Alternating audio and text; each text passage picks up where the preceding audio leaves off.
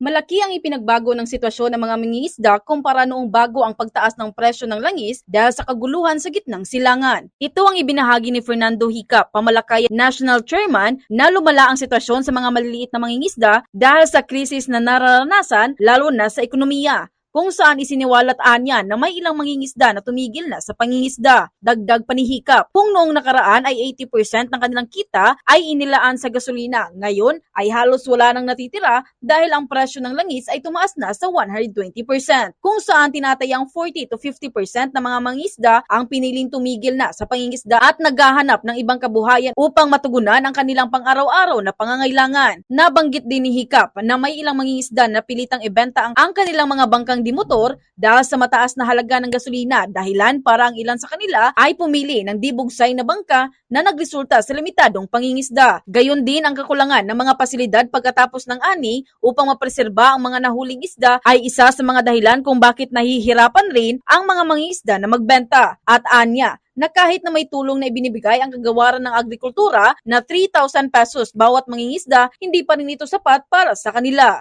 Actually, matagal na nangyayari yan.